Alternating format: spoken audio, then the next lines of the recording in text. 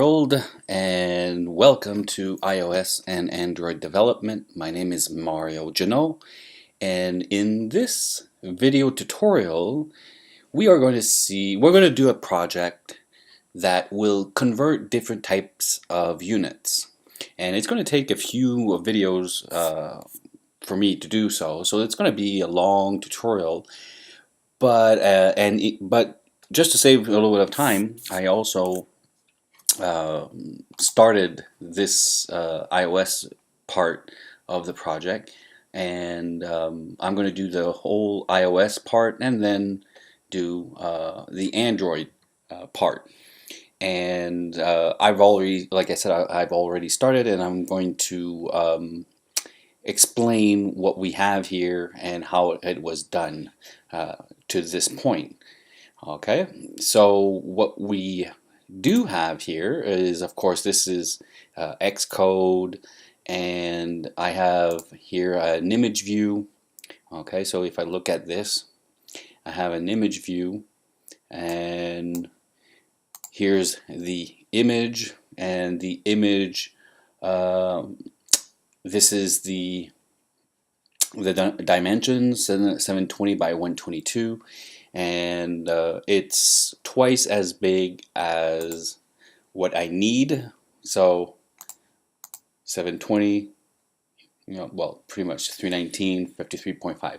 So that's an image view, very simple, no problem. These are simply labels, okay? And these labels have a yellow background, and the goal here is just to explain what we are going to be converting, like kilometers to miles or miles to kilometers, and so on. Here are a few switches. We have 10 of them, and these are to be able, of course, to activate which type of conversion that we want to do. This is a label also, and this label is to be able to display the result.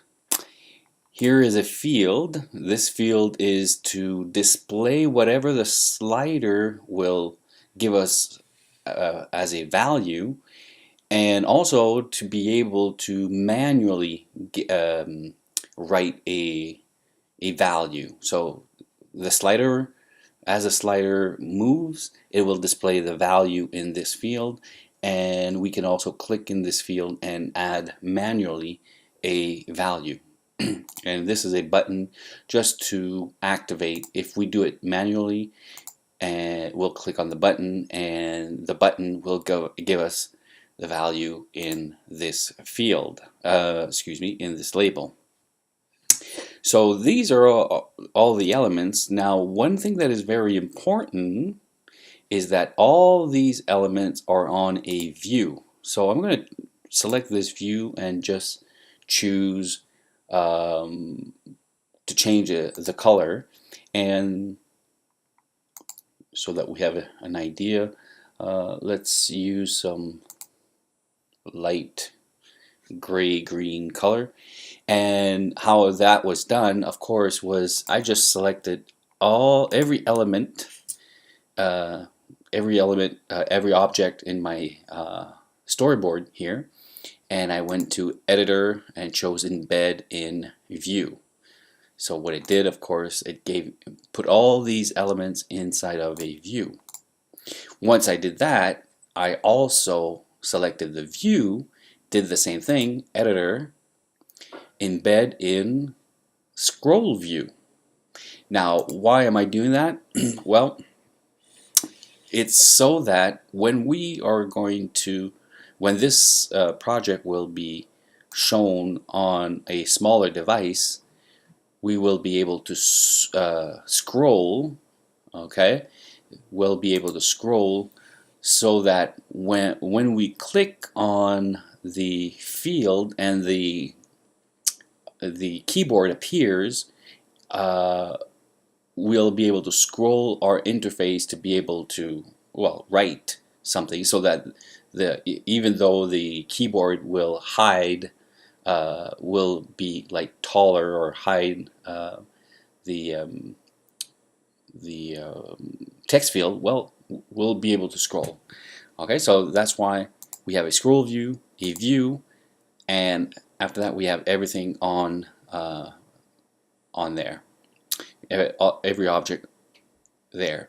Also, if I go here, and the project is called 005 unit converter, and what is it?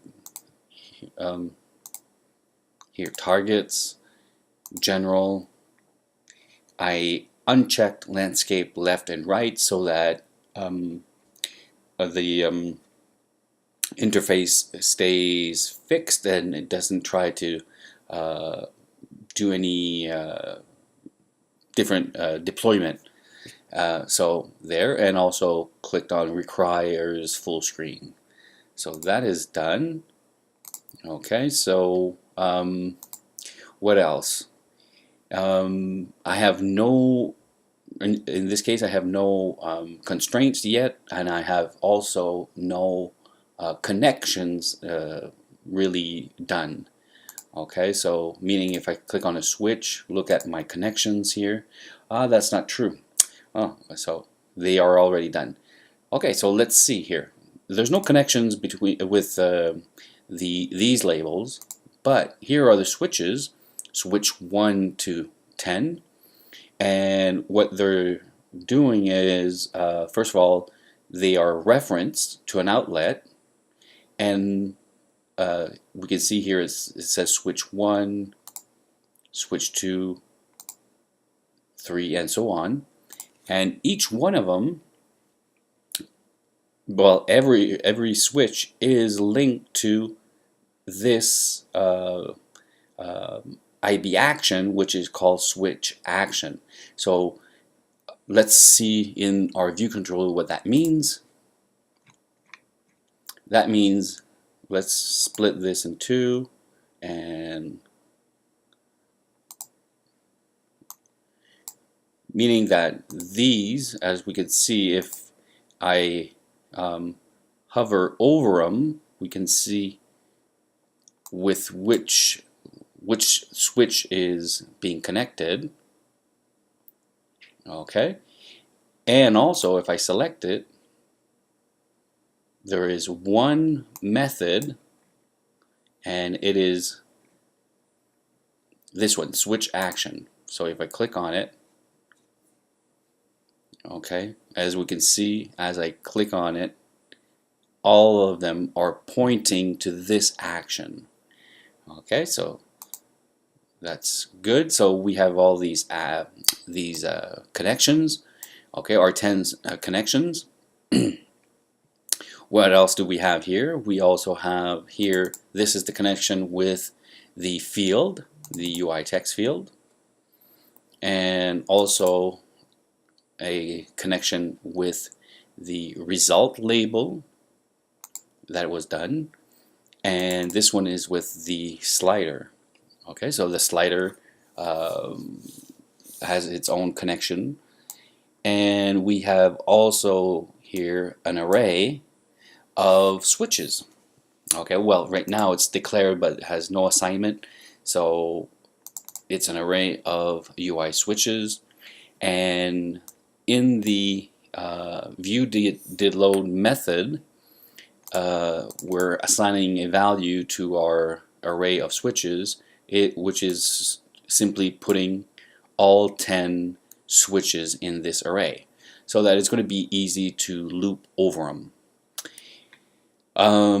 We have, like I said, this method, this IB action, which all of the switches are linked to it. We have a method here that doesn't do anything right now, but it's going to manage the switches, and this is just so that every time we click on a switch, all the other switches will turn off. Okay, and I did a tutorial of this a little bit earlier if anybody is interested. This is the slider method, so IB action for the slider. Every time there's going to be a change done to the slider, this will be activated. This is a method has switch been chosen, which will return true or false. Right now, I just put return false um, so that it doesn't give me any warnings or anything, because it expects this method to return something. So anyways, this is going to be a method to be able to tell us if any of the switches have been chosen. Here it's going to be a method. What type of unit to convert is just to determine which type of unit we should be converting. Is it miles to kilometers? Is it pounds to kilograms, and so on? So that's the method that will do that for us. This display result is simply a method to display the result in our label. And it has one parameter, a switch of type UI switch. So we're going to send to this method the switch that was activated, so that we know what type of unit to convert. This is the method or IB action given to the button to do a manual result, and has one parameter, the sender. That means the button itself. So there we go. So that's what we have in the view controller. So right now, if I launch the simulator, nothing, there's not going to be any errors or anything, but nothing will work, of course, because I just did only the connections, but all the methods are empty and not doing anything yet. And what we're going to do now is add all the constraints that would be needed to do this interface. So you can see this works.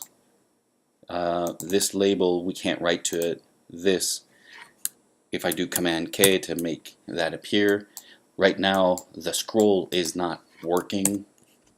And there we go. So that's what we have right now, but if I do a command right arrow, we see that the interface is frozen and it's not trying to adapt. Alright, so let's go back to our main storyboard and start with a few constraints. Now, in this case, okay, so I'm going to start with the logo here. So the logo, Mad Converter, what I want it to be is centered.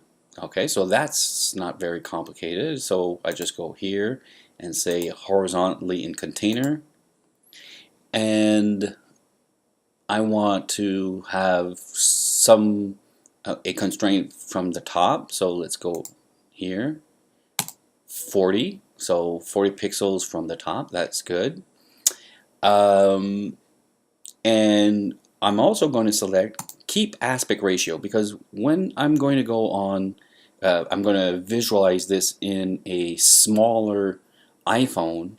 I want it to adapt a little bit. Okay, so that way, keeping the aspect ratio will not make my logo become deformed. Okay, so I'll just add these two constraints, and then well, here let's make this reappear, and from here I'm going to say, well, this logo should be the same, so I'm doing a right click and drag, same size as the main view. Okay, but whoops, Command Z, I didn't see what I did there, so let's see if it added something. No. Okay, so click, drag, equal width. Okay, now I don't really want it to be the same width because right now it's not. So what I'm going to do from the different so what we have here is the attributes, and this is the show size inspector, and the equal width to view, I'm going to change that, let's say, to 0.8. Okay, there's something view. Okay, the view has, okay, that's not a problem. So here 0.8, and let's see if I would change that to something smaller just to see. It's not working. So let's redo this. So I'm going to select it, and I'm going to clear the constraints and do this again. So horizontally in container, top, aspect ratio, logo, the main view equal width, and I'm trying to see why it, I guess what it wants is okay, I think I know what it is. The reason why it's a little bit confused right now is that this logo is inside this view, the scroll view, so it's a little bit complicated. So what I am going to do is I'm going to select it again, clear the, and I'm going to start with the scroll view. Okay, so here's the scroll view, and the scroll view right now is the same size as this view. So I'm going to say, as constraints, I want you to always be the same size as the main view. So add 4 constraints.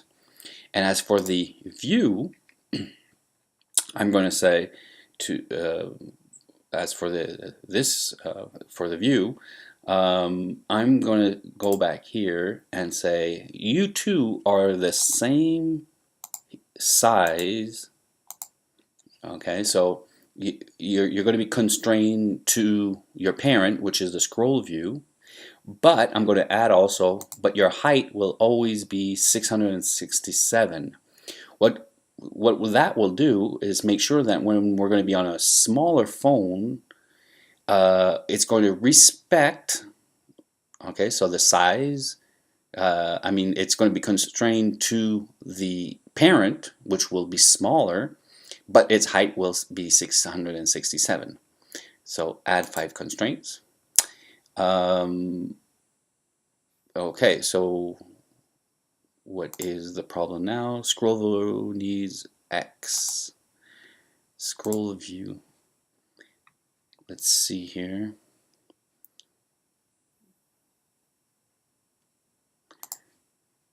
That should not be a problem. Okay, the view, I'm going to tell it that it's going to be the same width as the scroll view. And there we go. Okay, so this might have been a little bit weird. So what I'm going to do is I'm going to get rid of all the constraints and redo this. Okay, so I'm going to do clear all the constraints. Okay, and let's do this again. So scroll view selected, 4 constraints, 1, 2, 3, 4.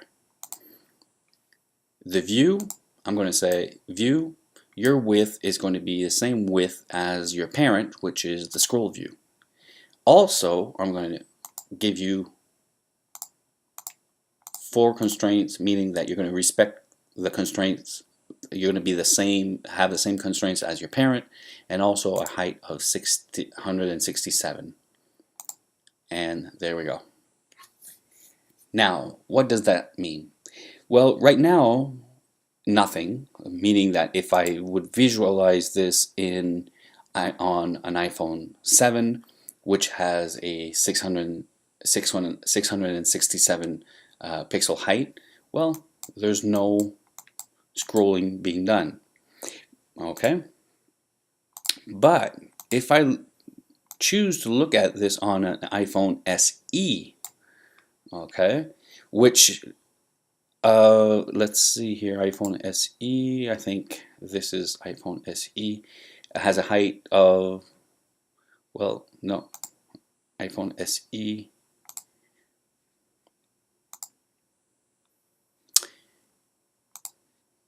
has a height of 568. Now if I launch the simulator, well, it should activate the scroll view.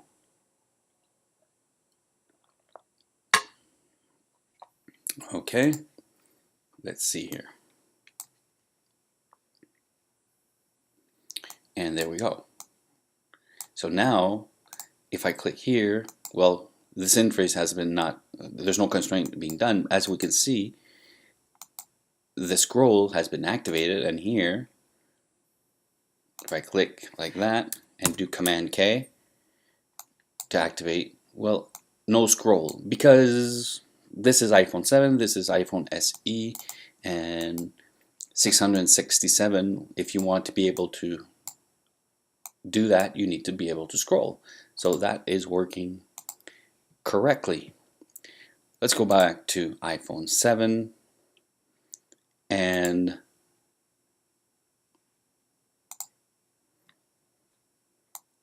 let's do the logo now. So like I did earlier, select it. I want it to be centered horizontally. And now if it does this, that's normal because it doesn't know what we're trying to do. You can do a Command Z, or let's clear the constraint. Or what you do, you don't start with that, you start with 40, keep aspect ratio. Now it's doing it the other way. So actually you do have to do, if it bothers you, you have to do Command Z or Command Z if you're from Canada. And you can continue, or you just leave it like that and it's going to fix itself. So if I do a clear constraint, and I'm going to leave it like that and not do a Command Z, and we'll see that it's going to fix itself. So horizontally, 40 pixels, not height but aspect ratio. And then I'm going to say you're going to be the same width as the main view, equal width.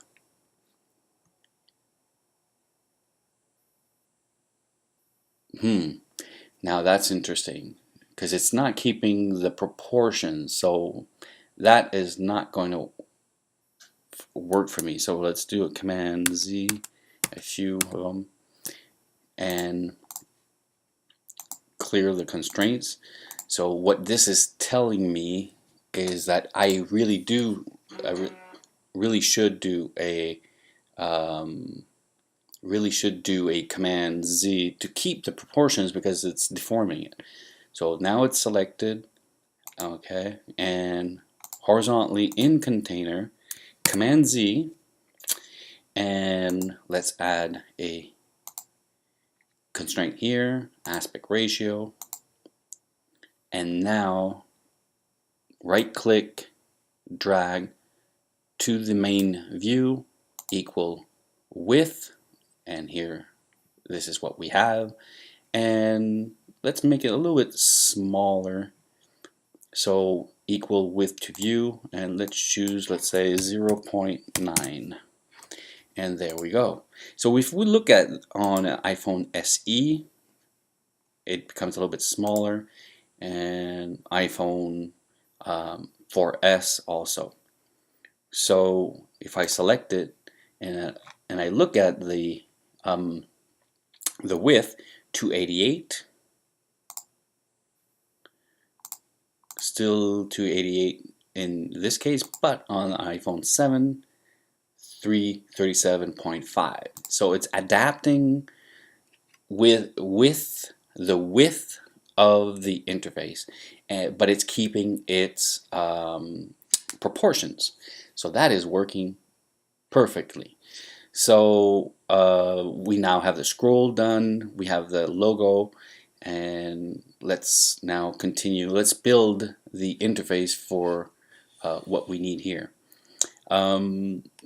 So these guys, I'm just going to select them and move them, let's say, down here for now. So if I do, sometimes it's hard like to do a click and drag. So I click on the Option key, click, and then drag. And I'm going to bring this somewhere like that. And it doesn't have to be really precise because we're going to add them into stack views to do what to do the constraints, and it's going to be a lot easier that way. So I'm not being very precise, but let's add these in stack views. So let's combine them. First of all, these labels have a height of 31 and a width of 78, all of them. And these switches have a height of 31 and a width of 51. Yeah, so I'm going to start with this combination, okay, and I'm just going to click here, embed and stack. Okay, so let's change the name of it and call that one 9. That's the 9. Let's say it's the 9 switches in there. I'm going to choose that. Embed in a stack, and I'm going to change that to 10. Okay, so that's 7.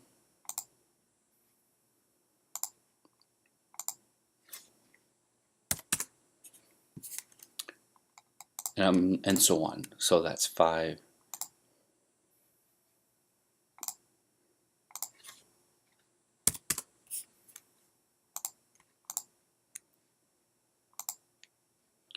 Three.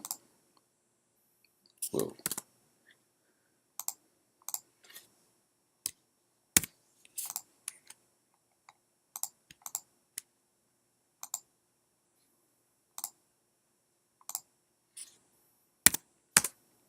One. So this is taking a while, but it's going to be so much easier to deal with the constraints this way. So that's 2.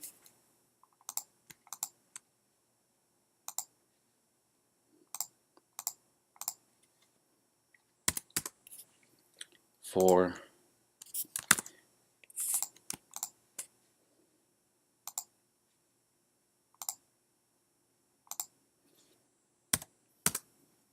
6. And that's 8.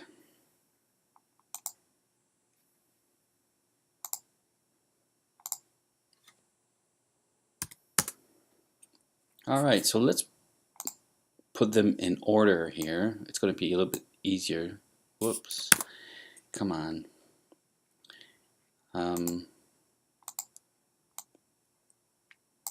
1, 2. I'm making sure that I'm not dragging them in other stacks. So 4, 5. Whoops, like I just did right now. So Command Z.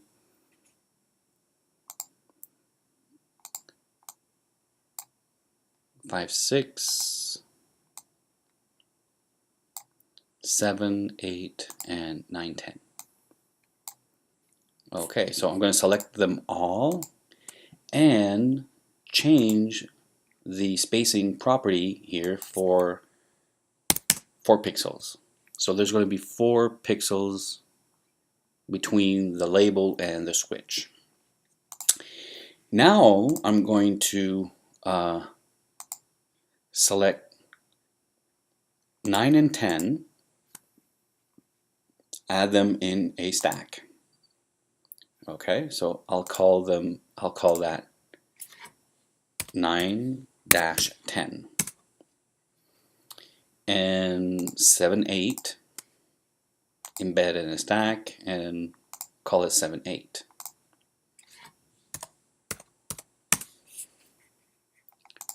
and so on.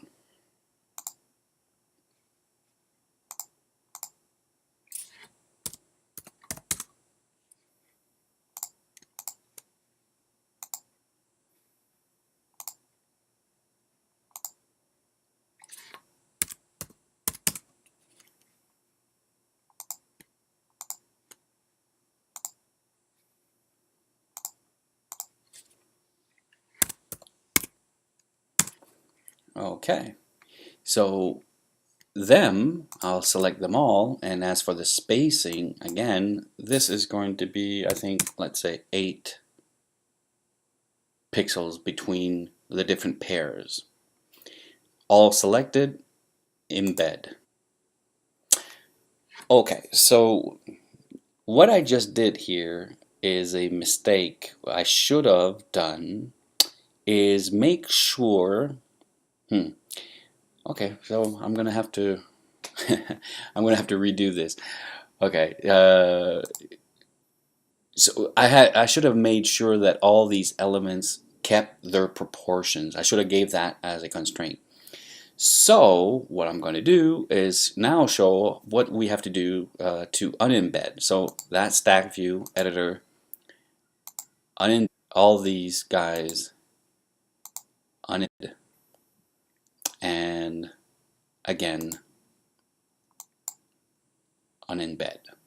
And now they don't have the same proportions. If we remember, all these guys had a width of 78. So I'm going to do that.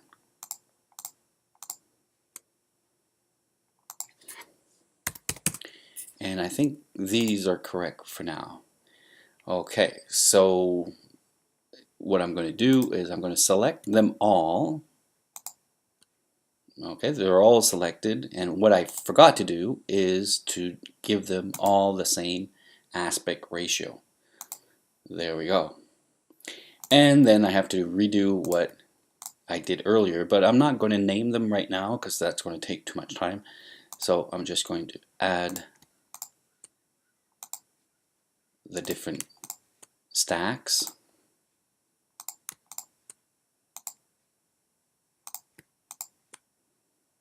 I can always rename them after.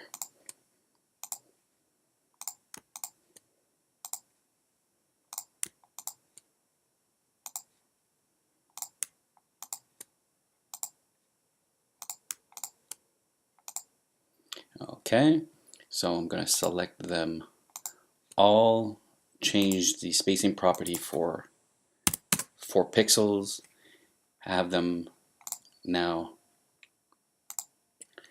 got to make sure I'm selecting the correct ones, these two.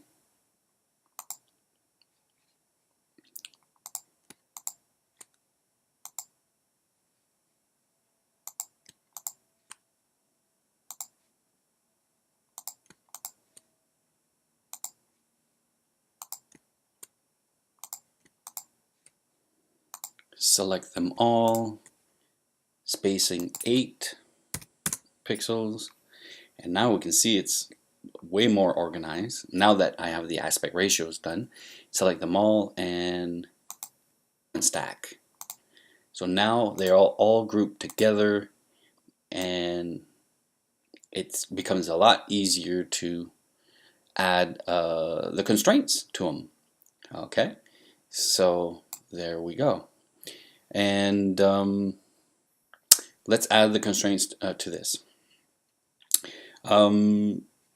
First thing, this stack view will be horizontally in the container, and then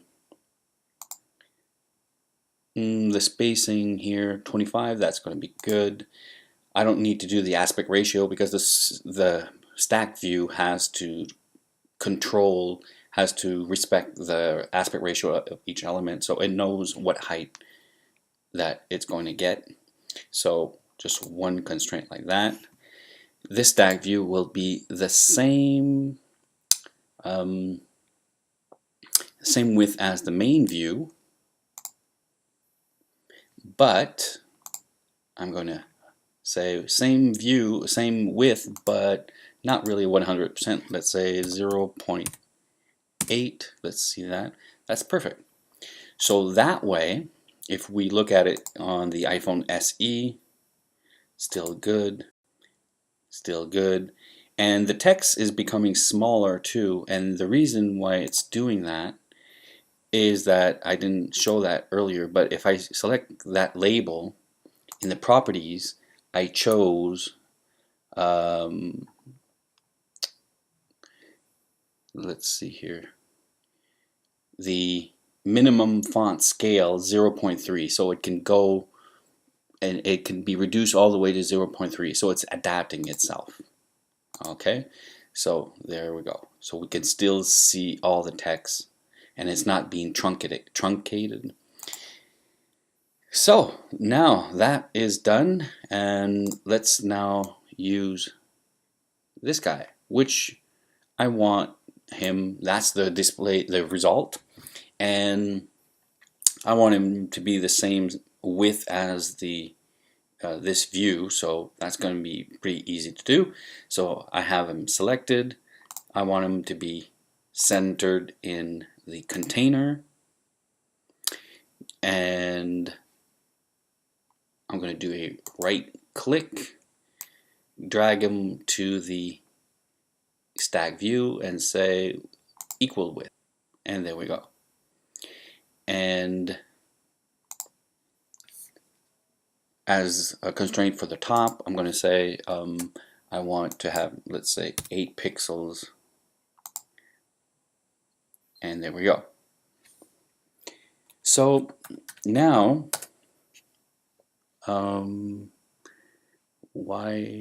okay, so the problem here is that it has like the result label has no height, so I should say, okay, height of 30 pixels, and there we go. And if we look on the other devices, well, we see it's adapting and it's staying the same width as the stack view. These two guys. Okay, so these two will be in a stack view also. So before doing that, I'm going to give them a aspect ratio constraint so that it respects that the aspect ratio, of course. Now that they are selected, I'm going to add them in a stack view and change the spacing property, let's say for 8 pixels, and there we go. So now they're grouped together, and I'm going to bring it here, and in this case I want it to be aligned with the stack view, and to do so, let's just close that stack view here. So this stack view wants to be aligned with that stack view from the right. So click, drag, and I'm going to say trailing. Okay, so it's going to make sure that it's trailing this one. And it says here -1, so with the arrow on the keyboard, I just did a whoops. Make sure the stack is selected, and okay, let's do it manually then.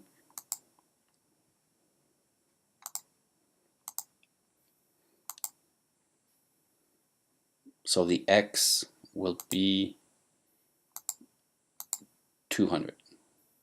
Okay, so sometimes, you know, there's a small difference, and we still have some. Okay, so yeah, the stack view still needs some constraints. So let's do that. That stack view. Let's add a constraint here, 8 pixels, And that's about it for that, I think. Yep, that is good. Let's look at it on different devices.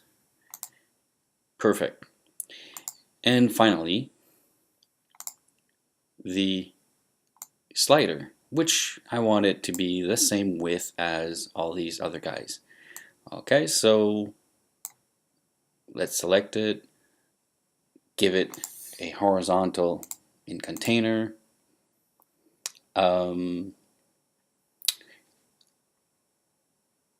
Let's give them the same width as the stack view. Let's make sure we're choosing the right one. Equal width, top 8, and let's give it a height of 30. And there we go. So everything is working perfectly. So all the constraints are pretty much done in this case. So let's launch this on SE just to see, and that's going to be it for the first part. And I'm going to do, of course, a second part to add all the code. So there we go.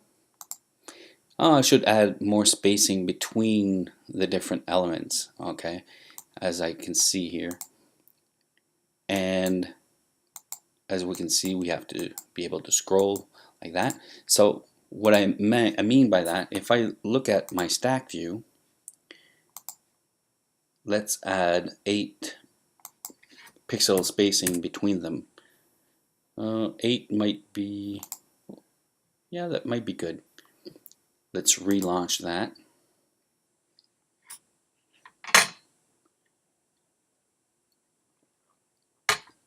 Okay, that looks a little bit better. And there we go. Okay, so that's going to be it for this video. So I'll be back with the second part. So see you in a few minutes. Okay, I'm back. So now let's start giving adding some code to be able to do what we need. Now I can see here that there's like maybe not enough spacing on this side. Right here has 4, here 4 also, but it's not doing what I want. So I'm going to, let's say, change that. If I open that, select this one, and instead of 4, I'll say 8. Even, no, 8 is too much. 6. That looks very similar. So let's open that.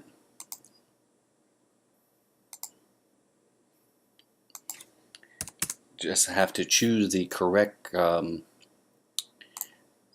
stack view.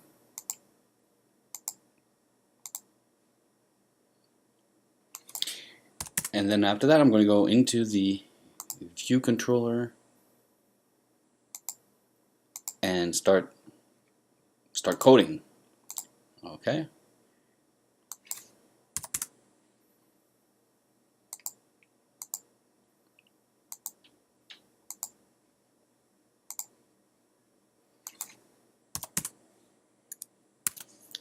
All right. Looks a little bit better. Now in our view controller, so all the switches are connected. That's good. The text field that displays the value of the slider also is connected. The label to display the result, and also the slider.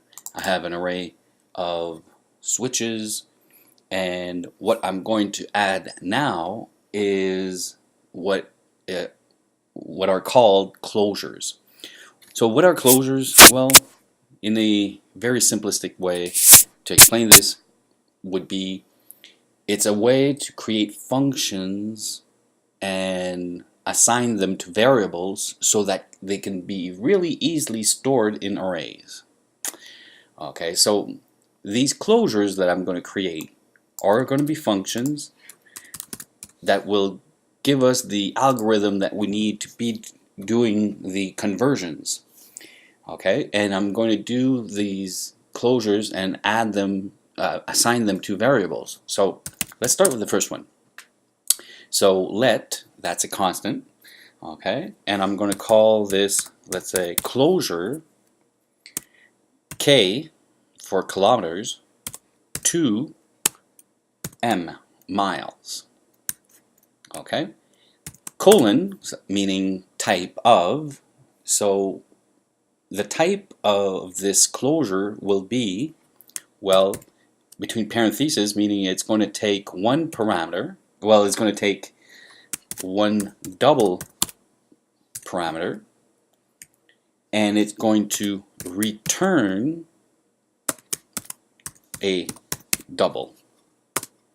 Okay, and equals, okay, so this is just to say what type of closure it is. It's going to be, let's just for the, to express what we're, to explain what I'm trying to say, it's going to be, this constant will be of type, it will be a type of function that has one double as a parameter and will, after doing its job, return a double.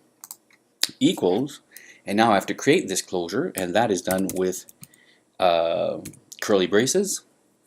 And now I'm going to use the first parameter. So how can I represent the first parameter, which has no argument yet? Well, the first one could be represented simply by $0. So this is a temporary value representing the double here. And how do we convert kilometers to miles?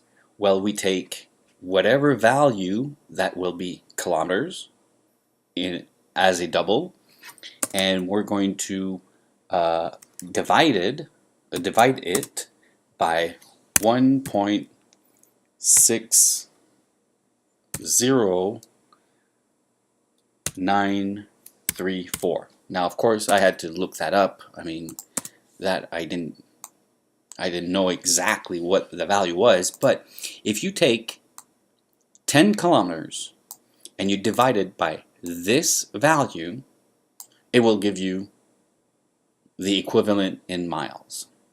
Okay, so that's the algorithm. So I have a few of them to do like this.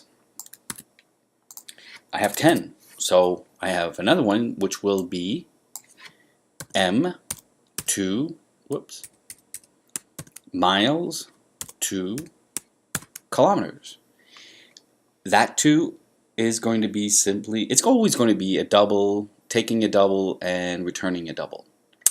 And in this case, instead of dividing, it's going to be multiplying. So 1.60934. Okay, so let's copy that, paste, change the name, and in this case it's going to be Celsius to Fahrenheit, so C to F, and the algorithm to do that, to convert Celsius to Fahrenheit, well, you take the Celsius value, you multiply it by 9, you divide that by 5 plus 32. Let's copy paste that, and it's going to be closure for Fahrenheit to Celsius, and in that case the algorithm is not exactly like this. Okay, so it's going to be between parentheses the parameter, okay, so the parameter minus 32, so I'm doing the opposite actually, times 5 divided by 9. Okay, there we go. So this is what that looks like. Let's copy this one, and that's going to be let's say grams to ounces, so G to O, and the gram to ounces, you take grams and you multiply it by 0.03, I'm checking this, 5274. 5274. Let's copy paste that. It's going to be ounces to grams, and instead of multiplying, it's going to be dividing. Okay, and the next one is going to be liters to gallons. Copy, paste, L to G, that's good. So liters to gallons, it's going to be the parameter multiplied by 0.26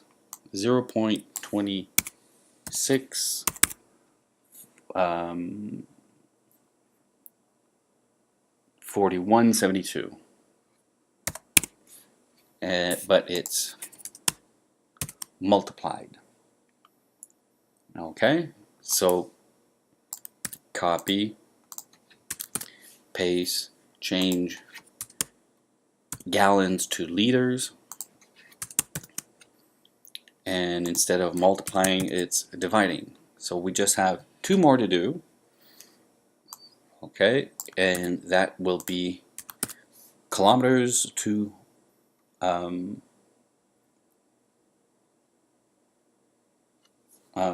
it's going to be kilometers to pound, not kilometers, excuse me, kilograms to pounds. Okay, so let's do that. K to P, and in that case, to convert kilograms to pounds, you take the kilograms and you multiply it by 2.20462. 20462. There we go. And let's do the opposite. Pounds to kilograms. And of course, that's going to be same thing, but instead of multiplying, dividing. So there we go. We have our different closures. Okay, so that is perfect. I'm going to create an array of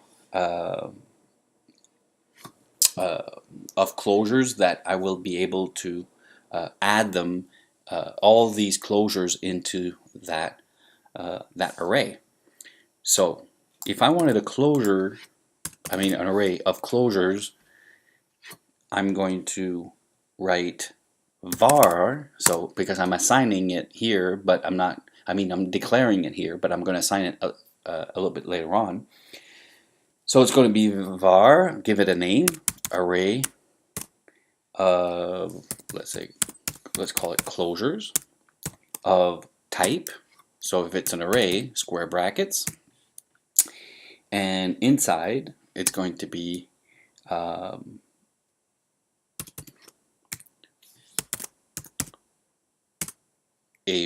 parameter as a double that will return a double.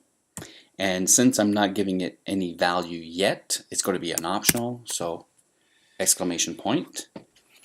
And that way, I'm going to be able to, in my viewDidLoad method, add my different closures inside of it. Okay, so I'm going to add that in my viewDidLoad. Okay, so let's do that right here. So array of closures equals square brackets and just add our different closures. Now I'm going to copy paste them one after the other.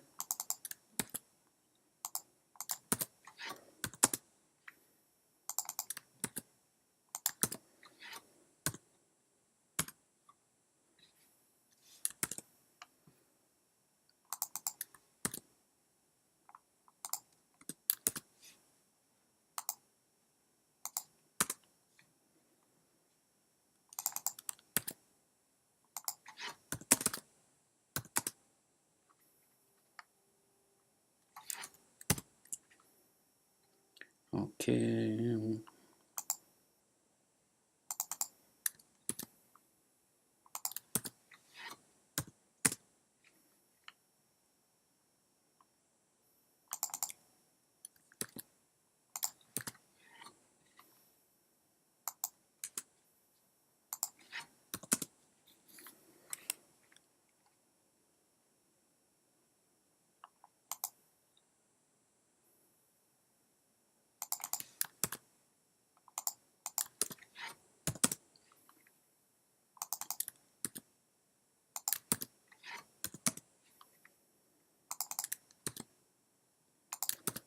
And there we go. So we have an array that has all our different closures that are functions given to assigned to a variable. So it's going to be very easy to use. Now, another thing that we're going to need is so that we can display correctly our different values in, the different results correctly. I'm going to need 2 more arrays, okay, that will represent the different units, okay, so that it displays it correctly. So let's add the first one, so I'll call it array ARR underscore units, let's say A, and that's going to be in this case, let's start with the first unit will be kilometers. That will be represented with km. Second will be mi. And after that, we're going to have Celsius. That will be represented by a small c. Okay, what's wrong here? Expected separator.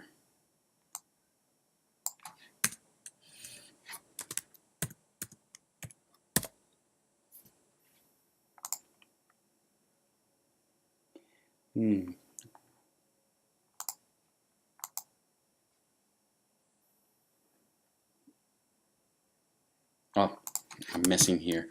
Okay, and I'm going to need, so I don't know it by heart, I'm going to need the Celsius sign, so I'm going to choose Show Keyboard Viewer, make sure that is selected, Option, and let's use that.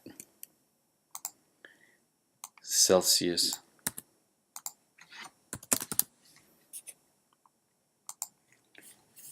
Fahrenheit. So these are just the units that will be displayed.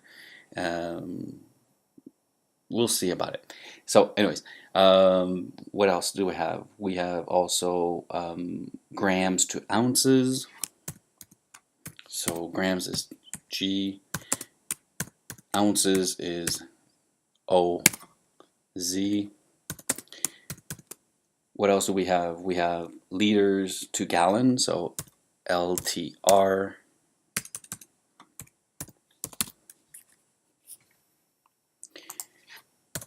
Gallons is GAL. And we have kilograms, kg, and pounds, lbs.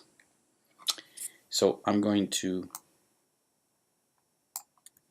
copy paste that, change the name of my array to B, and now I'm going to have to switch them, meaning that it's going to be miles, kilometers. Okay, it's going to be Fahrenheit, Celsius. It's going to be ounces, grams, gallons, liters,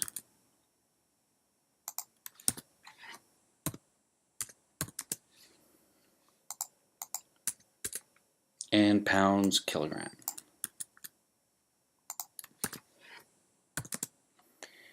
And there we go. We have our different units, and we'll see a little bit later on what that means. It's going to be a little bit clearer when we use it as for displaying our different results. So let's now do the switch action. Well, first thing is that actually switch actions will always do the manage switch action. So let's start with the manage switch action and see what we would do. That's simply to make sure that every switch will be will make sure that only one switch is active. So the first thing I'm going to do is empty if there's something displayed in the text field, which is the display result. It's display slider value. I'm going to make sure that the text will be empty. That's the first thing I'm going to do. Same thing for the result label. Okay, so result label dot text equal empty. So every time I'm managing these switches, it's going to empty the field and the label. Also, when I'm going to do that, I'm going to make sure that the slider, which is represented here, is set back to 0. So it just resets itself. So slider value equals 0.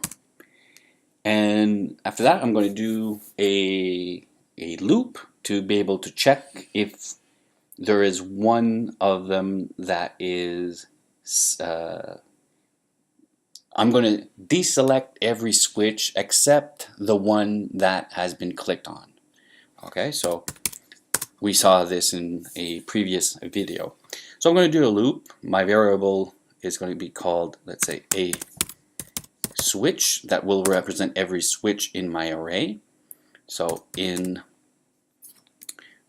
array of switches, and I'm going to verify with a conditional statement if a switch is not equal to selected switch, which is the switch I'm currently clicking on, then what I should make sure is that if it's not that one I'm clicking on, well, each switch should be set to off. So set on Boolean false and animated true. Okay, so this method will be called every time there's going to be a value change on the switches. So switch action. So let's call that manage switches and just give it the switch we are clicking on, sender. So every time we're going to click on, every time this will be activated, it will send who is the active switch, give it here, we'll reset all these values, loop through all the switches and say if you're not equal to the one we just selected, you should all be set to off. Command S, let's do this on an iPhone 7 and play this.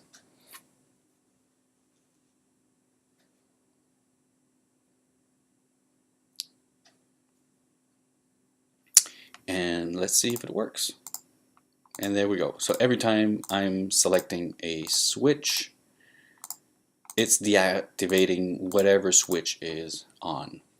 Alright, so I'm going to take a little pause here, a little break, and I'll be back with the rest.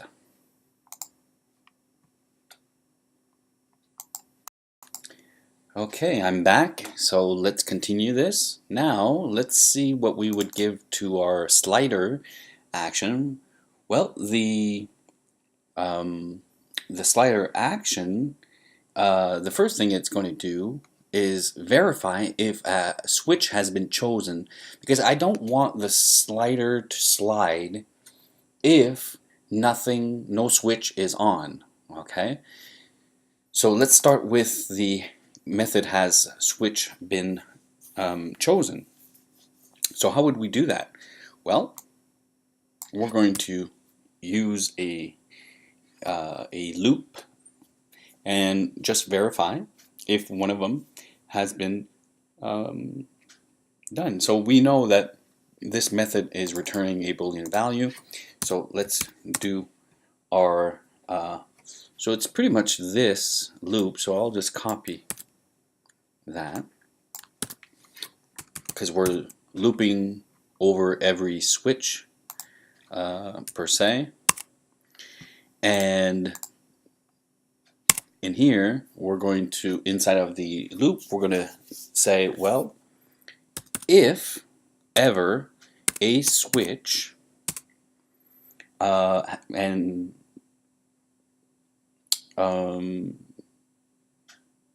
a switch, the property is on is equal to false. So if ever it is equal to, well, no, let's leave it to on. So if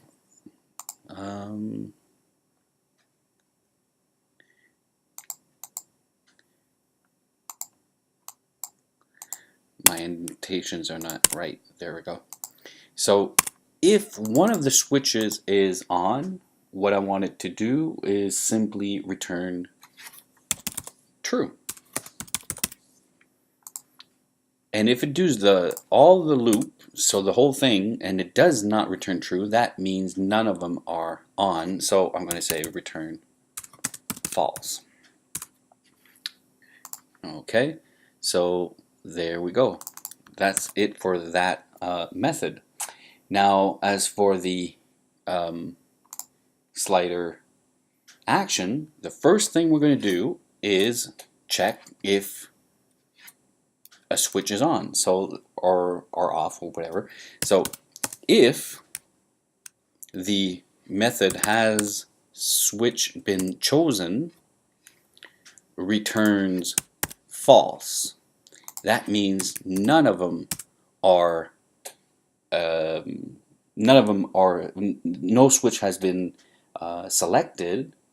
Well, what I want to do is make sure that the slider, which is represented by the parameter here, sender, the value should be 0. Okay, so the value should be 0, and I'll just say return so that it does not execute anything that will be after. Now, if it doesn't do this, that means yes, a switch has been chosen, And what we're going to do in this case is we're going to make sure that the value is displayed correctly. Now, what I want to show here is that when no, I should have done something here. So let's put simply, in this case, let's display the value in our in the text field. Okay, so we're going to display it simply in the text field temporarily, just to show what I'm talking about. So it's going to be display slider value dot text equal. Okay, so let's make it a string, convert whatever is going to come from the slider sender dot value. Okay, so let's see this.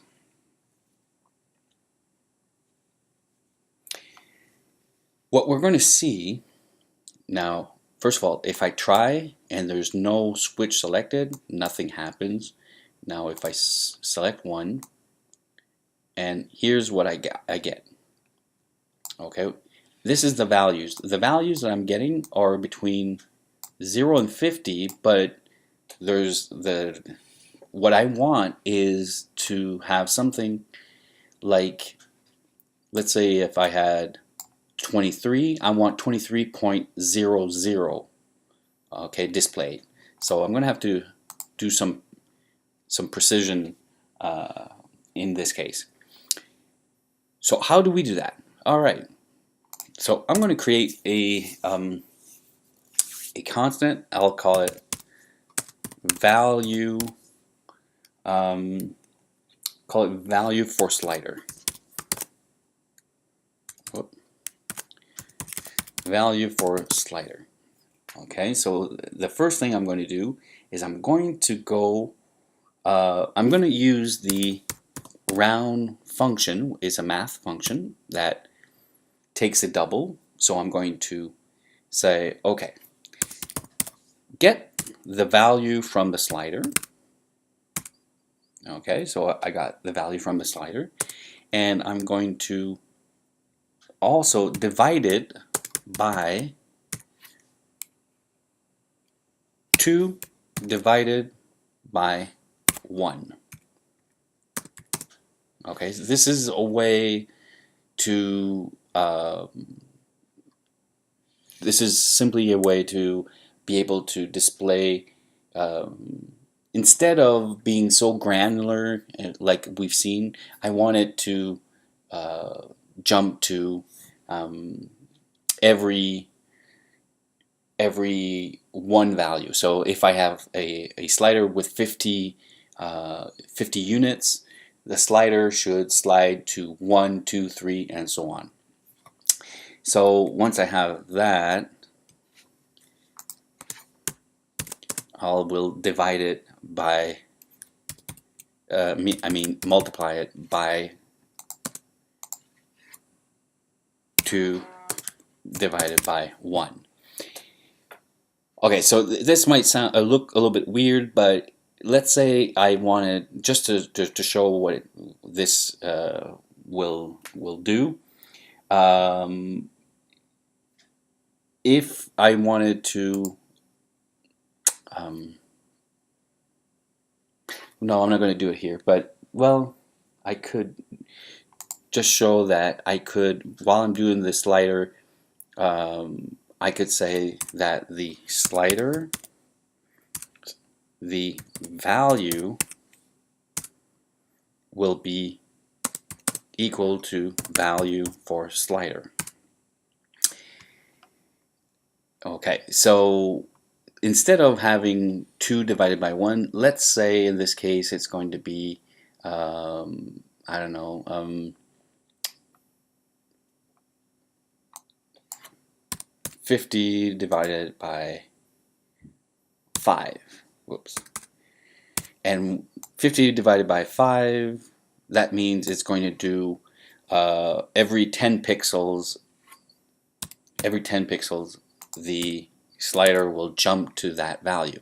Okay, so sender.value, value for slider, and this is not important for now. Let's put that in a comment, and let's just see what that is going to do. So let's choose a slider, and I don't know if we can see, but it's jumping.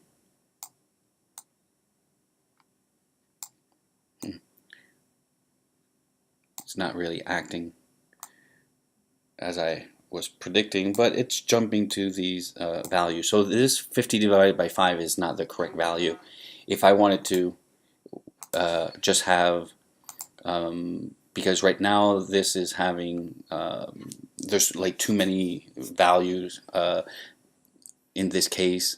There's like 20 values, so it's not the correct. So maybe if I did something more, because it has to be divided correctly. So if I say 50 divided by 10, oh, well, that's why I had 10 here and I had 5 there. So that by doing 50 divided by 10, I only have 5 values, and this has 50 pixels, so it's going to jump every 10. So now it should act correctly. So it's jumping all to all these values. So it's not being as granular.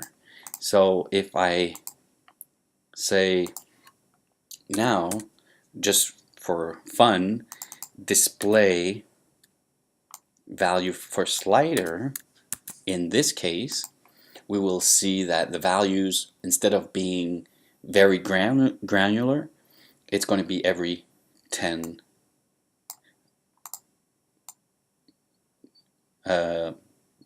yeah, 5, 10, 20, 35, and so on. Now what I wanted is just to have more precise, so I wanted to 2 divided by 1,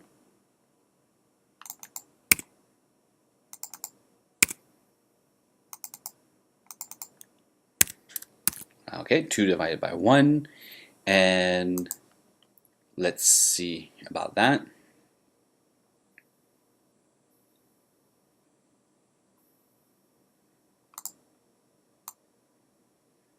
So it's working perfectly, and now I want a precision of 2 points.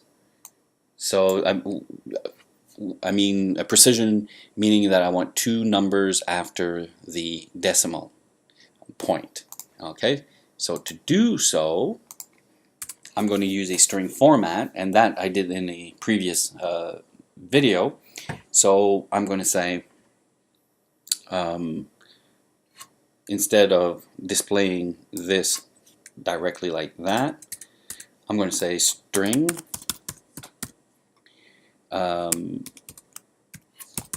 format, and the format in this case is going to be percentage 0, well, I don't even have to put the 0, but 0.2f, and the value will be simply value for slider. So now I will have 2 zeros after the decimal point in this case. Let's launch that and see.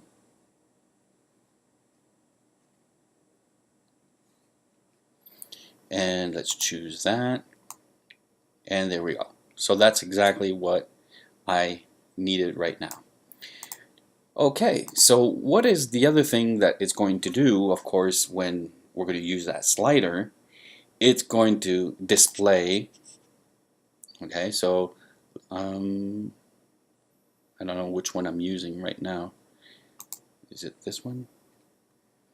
So I want it to display the result here. Okay, so the first thing we're going to do is we're going to check what type of unit to convert. Okay, so we need to know what type of unit that we are going to be converting. So we have to check what is the correct type. Okay, so once we're going to call that, once we get that type, okay, once we get that type, we're going to display the result. So we should probably do the display result first. So what would be the Swift code to do so? Well, first thing we're going to do is make sure that the value in the field is convertible. Okay, so we're going to use if I can create, or if I can declare a constant, and I'll call it value in field. So if I can assign it a value like display slider value dot text. Okay, so if for whatever reason in that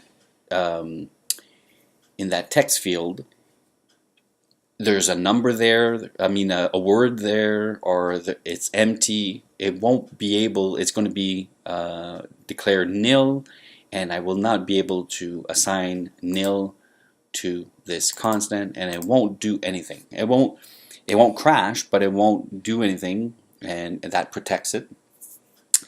And I'm going to do a for loop to be able to loop over each one of the switches. Okay, and to do so, I'm going to use a traditional for loop where I'm declaring a variable, let's say I, in the array of switches. Okay, well actually the way we do that now is 0. I will be equal to 0 all the way to, so dot dot lesser than array of switches dot count. So I will be worth 0, will have the value 0, 1, 2, 3, and so on. Okay, that's so that I can get that index. And I'm going to use a conditional statement. So if from the array of switches at index I equals this switch, okay, the switch that was activated. So if it's that switch, here's what we are going to do. We're going to go get the closure that is associated with that switch. So I'll call my constant closure equals from my array of closures whatever it is at index I. Okay. After that, I'm going to declare another constant, and I'll call it result, and I will do the closure. So closure, and between parentheses, I'm going to give it whatever is in the value, the value in the field. So the value in the field is a text. So I will have to, well, let's just do it like this. So value in field. The problem is that every closure needs to have, as we can see, an argument as a double. So I will convert that, cast it as a double, but something could go wrong with that value in field, and that value in the field could be a word and whatsoever, so I have to tell it that I am sure that it won't be so. So I'm going to do a force unwrapping by putting an exclamation point. And then I get the result. So once I have the result, I want to create a precision so that I have only two numbers. So let's create a constant. I'll call it precision. And we're going to use the same format, string, format, percentage point to F, and from result. And now I have the precision, and now I'm going to create another constant which will represent the string that I want to display. Okay, so display in that label. But before, let's create the string. So I'll call it str, string to display. Okay, so between quotation marks, and let's start. The first thing I'm going to do is I want to display whatever is in the field. Okay, so I don't want to I want to represent the value that is in that field, and to do so we do what is called interpolated string. So backslash parentheses, and I'm going to go display slider value dot text, but it's an optional, so I'm going to do a force unwrapping exclamation point. And so that's like saying, I don't know, whatever is going to be inside of that slide in that field, because that field will represent whatever the slider is giving us, or if someone wrote something manually, and it's going to be like, let's say 12, and then I want to go get the correct unit, so like 12 kilometers or 12 miles or 12 kilograms or whatsoever. So backslash parentheses array units A, whatever is at index I will be equal to so I need to get the precision. That's the result actually, and give the equivalent from the other array of units B. Okay, so it will be something like 12 kilometers equals I don't know, 6 miles. Once we have that string, we can display it in our result label. So result label dot text equals the string to display. Now, very important, before ending, we have to add a break, because once we have that switch found, we do all this and then we stopped. We stop trying to do the loop. Okay, so very important, and there we go. So that's our display result, and we now can do what type of unit to convert, and that is something that resembles this. So I'm going to do a for loop for a switch in array of switches, and I'm going to say if a switch is on, that means it's selected, you can display result and send the correct switch, which is a switch. So that way the one that is on will be passed as an argument, it's going to use it here, and so on. And if it's found, well, we can do a step out of the loop. All right, so now what type of unit can be called right before, well, right after we're using the slider action. Okay, so what type of unit to convert? And I don't know if I have it here, but also, yes, I have UI text field delegate. And what this does, if I go back to my storyboard, this field back here has that this as a delegate, and also gives me the opportunity to, every time that I'm using the slider, I want the keyboard to disappear. So the keyboard, well, the field is display slider value dot resign first responder. Okay, so that is good. I have the manual result to do, but let's see here.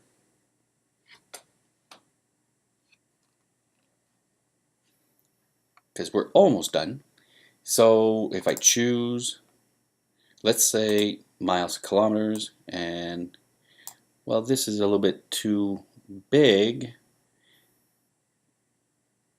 Okay, so there's something wrong here. 0 kilometers equals 0, and then okay, so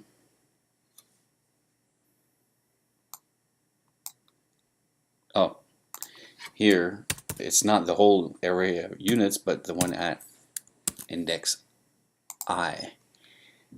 Let's redo this.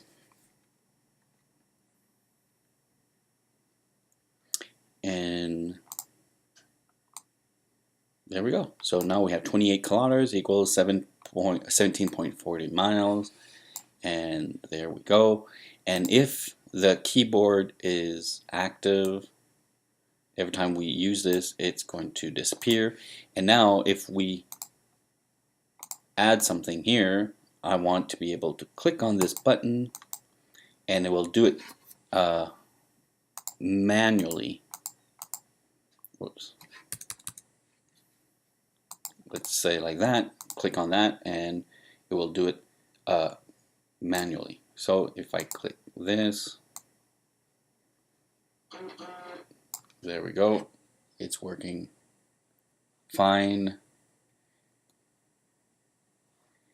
So I have an errand to do, so I'm going to stop here and come back and do the manual result.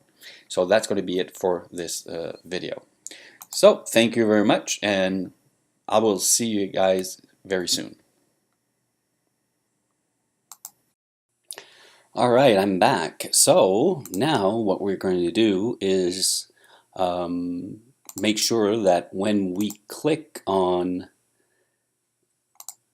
this button, it will do a manual, will display, so what actually is going to happen is that it's going to take what value is in here, and it's going to manually do a calculation. Because the slider, if we launch the simulator and just see about it, the slider just gives us pretty much even numbers.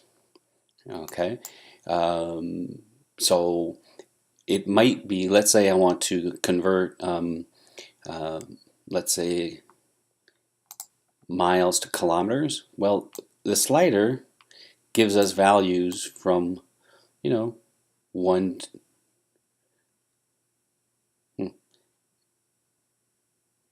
well, in this case it jumps. I'm gonna have to fix that. What it does, it jumps from 2, 4, 6, 8, and all the way to 50. But that's not exactly what I want. But anyways, these values are pretty um, rounded up. So if I click here, I could say, let's say 55.3. And then when I click on the button, I want it to give me the result of this. So let's go back to our view controller and let's see our slider.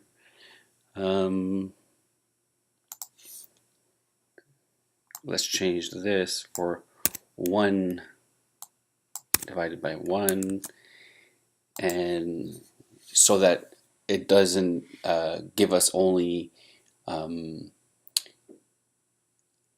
even numbers. Okay. Whoops. There we go. So now that is good.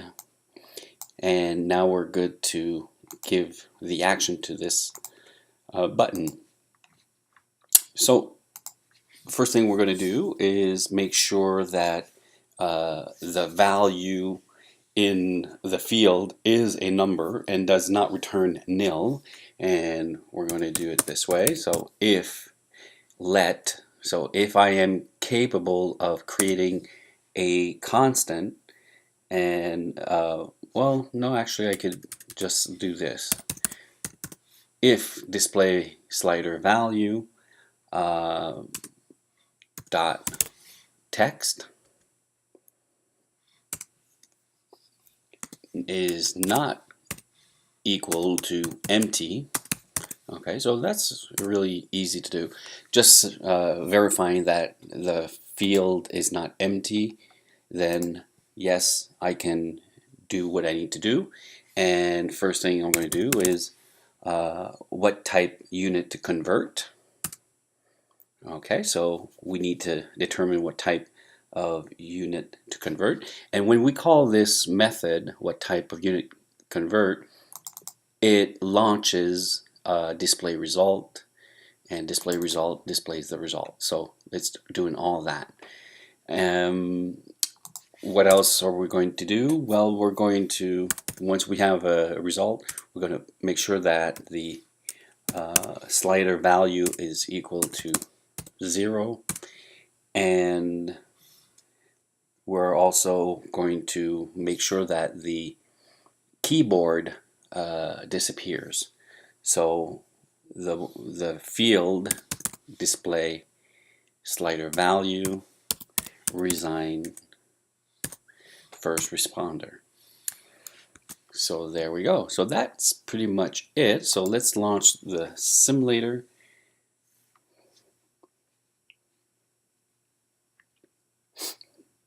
So if I don't choose any switches here or any units to convert, nothing happens. And also if this is empty, nothing happens. I could display an alert saying, you know, you need to enter a value or something, but I'm not going to do that right now. So if I choose miles to kilometers, I can do that, and it says 25 kilometers equals 15.53 miles. Now let's say I wanted something like 25.5 kilometers. I want to know what that is, so then I click here and it says 25.5 kilometers equals 15.85 miles. So there we go. And every time I use this slider, everything is good. And if I choose some other unit to convert, this is going to be emptied, this also. So there we go. Fahrenheit to Celsius, slider, or manually. So let's say 5.2 degrees Fahrenheit will be minus 14.89 degrees Celsius. So that's about it. So that's going to be it for the iOS part. So when I continue, I'm going to do the same thing pretty much for Android. Okay, so we're going to do pretty much the same thing and see how we could do that in Android Studio and using, of course, Java as the main language. So for now, that's going to be it, and see you all next time. Right, now for the Android side. So I have my project here already set up, and the interface is set up also. So what we have, of course, are some switch objects. These are simple text views. This is a text view also to display the result. This is a edit text or a field. Yeah, and that's so that we can display the value of the slider, and also to be able to write inside write a value manually and click on this button to do the operations manually per se. So and of course there's like a lot of constraints and layouts done here to get this. I'm not going to go through all that, but I'm using linear layouts and of course horizontal and also vertical in this case to get all this done together. And all the connections are, well, the IDs are done for each element, like switch 1, switch 2, all the way to 10. In this case, this is result label. This is display slider value. This is the manual button. And the seek bar, that's the name that I gave it here. And as for the button, the on-click event is executing the method called manual result that we will see a little bit later in the main activity.java. So what I'm going to do is I'm going to launch the emulator just so that we can see what we have right now. Not much, meaning that all the code or most of the code is missing, and we're going to do pretty much the same thing that we did with the iOS side. Okay, so we're going to do pretty much the same. We're going to be using pretty much the same techniques per se. So there we go. So we have our slider here, it does nothing. We have our field that displays a decimal keyboard. We have our button that doesn't do anything because the code is not done yet. And we have our sliders that are not managed, meaning that all of them can be selected, and we don't want that necessarily either. And right now it's not the orientation is not really locked, so yeah, so as we can see it's not locked, and we're going to also take care of that. So as for the main activity.java, here are the things that we have right now. Well, I left this. This is the units array, so that we can display correctly the units that we're working on. So I left it here because because I didn't want to rewrite this on this video. But this is exactly the same thing as we had in iOS in Xcode, meaning these are the arrays so that we can display the correct units that are being converted. And we have our onCreate method that does nothing here, but this is where we're going to add some code. We have a few methods that are empty, like this is the method for the locking the orientation. We're going to see that. This is the switch action. Okay, so the switch action is, of course, so that we can manage the switches per every time we click on a switch, have something happen. This is a class that I called closures because we're going to use a class to act as a closure, since that's what we did in Xcode.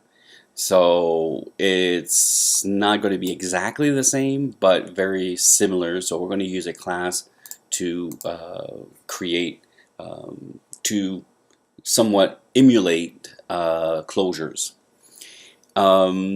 This method we've seen in Xcode it's just a method that returns a Boolean value telling us if any of the switches have been chosen. This method, what type of unit to convert, is just to detect what type. Display results. That method, as its name implies, is to display the results. And this one, display, well, these two are going to act in tandem together. So display results is going to do a lot of the work, and then display will do the finishing part. And this method, manual result, is the method to manually execute the conversion. So let's start right up here, and what we're going to do is of course make our connections. So first thing I'm going to do is the switches. So type switch, and I'll call the first one, let's say switch 1, and just use commas to separate them and do all my switches up to 10.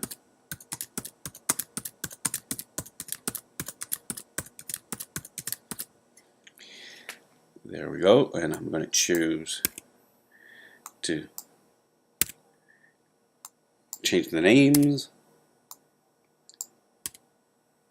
So these are my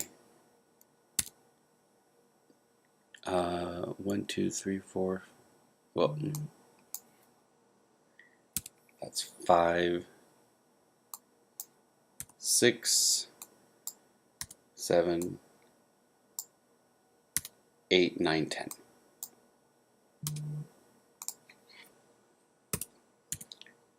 And there we go. So we now have our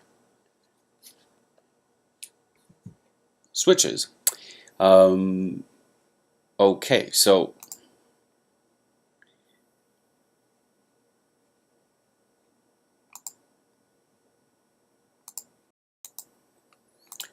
Okay, so now I'm going to I'm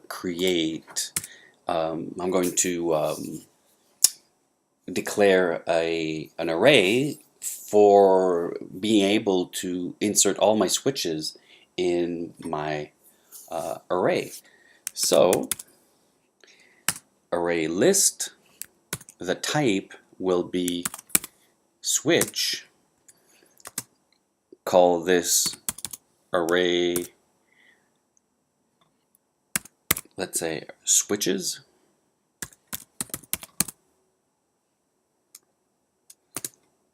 Equals new constructor method, array list, and of course switch. And there we go. So I have now my array. I'm going to declare my seek bar. So the type is, of course, seek bar, and the name of my object will simply be seek bar also. I need a text view. So the text view will be the result label. So I'll call it exactly that. Result label. And we're going to also need to declare our closures from our class. So closures, that's the type, that's my class, and just call it closures also. And we have these arrays, okay, with these simple strings to be able to display what we need. So in my onCreate method, I am now going to assign some values, but the first thing I'm going to do is I'm going to lock the orientation. So here's the lock orientation method. Okay, and to do so, we're going to do a set requested orientation. We're going to call that function set requested orientation, and we're going to use the activity info class. So that's going to be our argument, activity info class, and the constant screen orientation portrait. And there we go. And we just need now to call this in our onCreate method, and the orientation will be locked. Okay, so now what we're going to do is we're going to assign, of course, values to our switches, switch 1 to 10, just meaning that we're going to make our connections. Okay, so we have 10 connections to do, so switch 1 equals find view by ID, resource ID, and let's use switch 1 there, and just copy paste this 9 other times.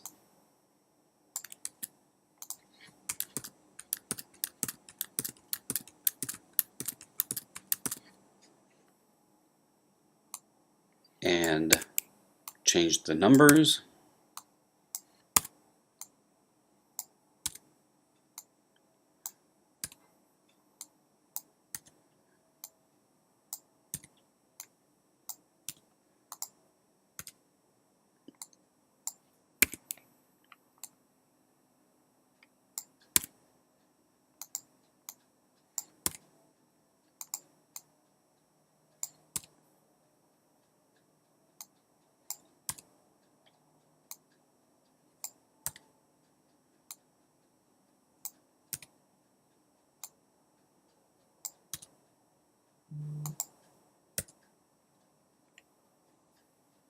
And there we go. So our connections are done. Alright, so now that these connections are done, I'm going to add these switches into my array. So let's do that. Array of switches, the add method, and let's do switch 1, and just do like we did it before, copy, paste,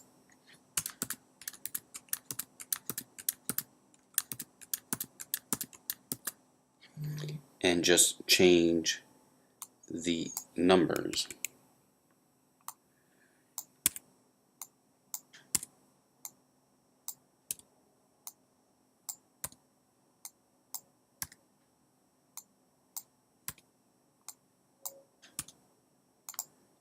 And there we go.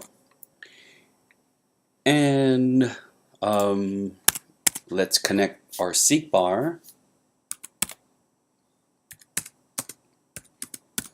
with our find view by ID function.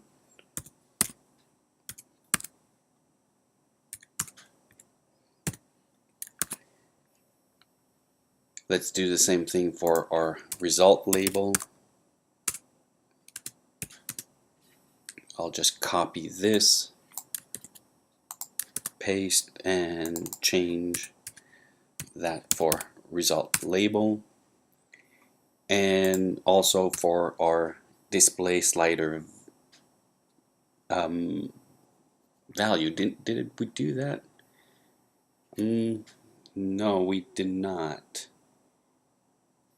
So I'm missing here edit text. Okay, so I'm going to call it display slider value.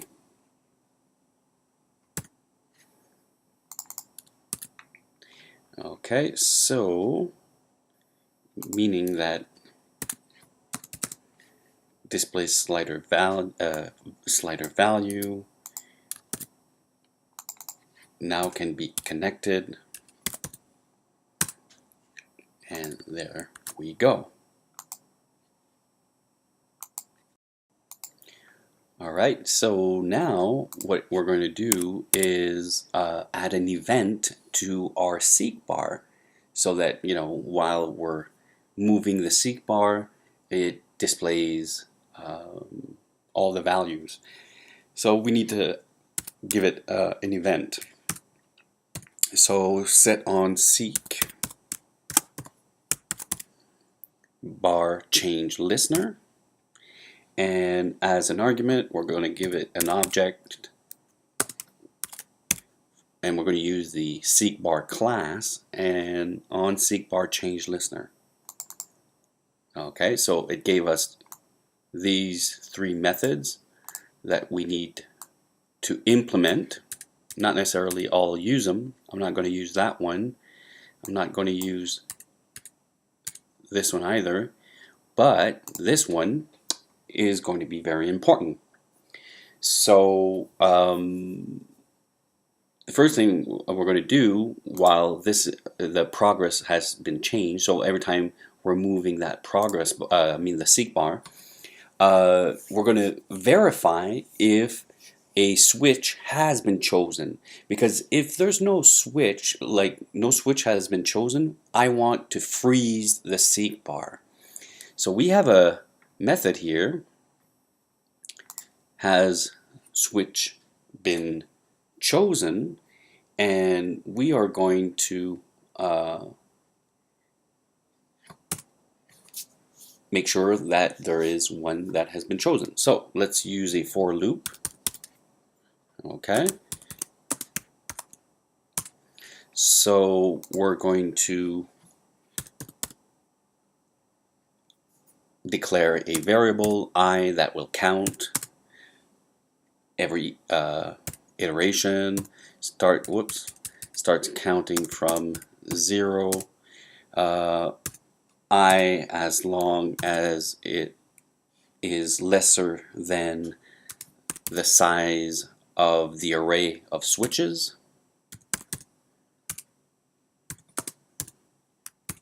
There we go. And let's use a conditional statement to verify each one of them. So from our array of switches,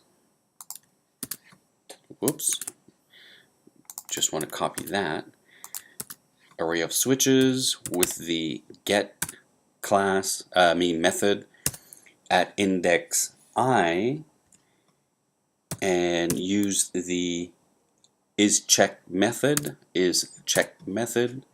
and if one of them is checked, then what we can do is simply return true.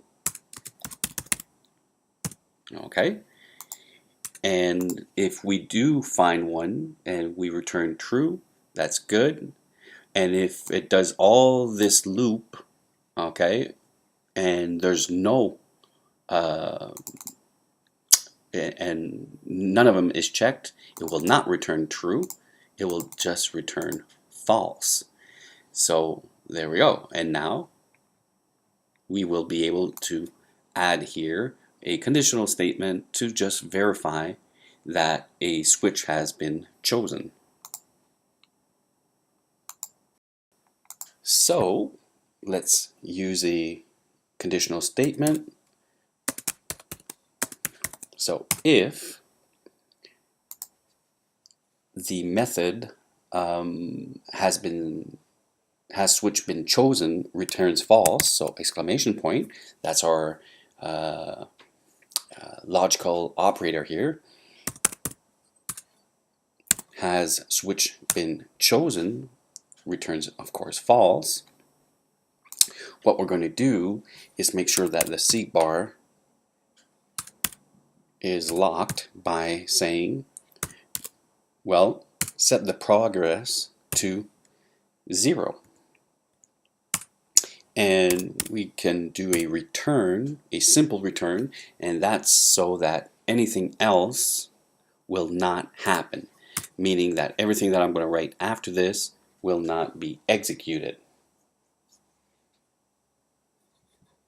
Okay? So what are the things that we're going to want to do if there's a switch that is active? Well, I'm going to declare a double, and this is going to be, I'll just give it the name D for double, and create a new object from the double class and give it the argument here, progress. So that way that it will create a new double. So that will represent the value of the seek bar. And now I'm going to create I'm going to declare a string from it. So string, I'll just give it the name S, and string class with the format method, and my goal is to have 2 numbers after the decimal point. So the format is going to be %.2f for 2 numbers as it for the float, and I'm going to use D, of course. And there we go. And display this in the field, and the field is called display slider value. So with the set text method, we're going to display the string S.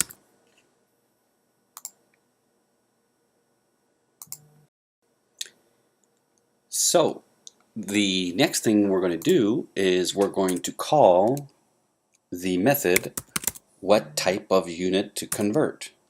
Now this method is not doing anything right now, so let's go and see what we're going to add here. So where is that method? Here it is, what type of unit to convert. So we're going to do a for loop, okay? So I'm just going to copy that because it's pretty much the same, and looping over every switches in our array.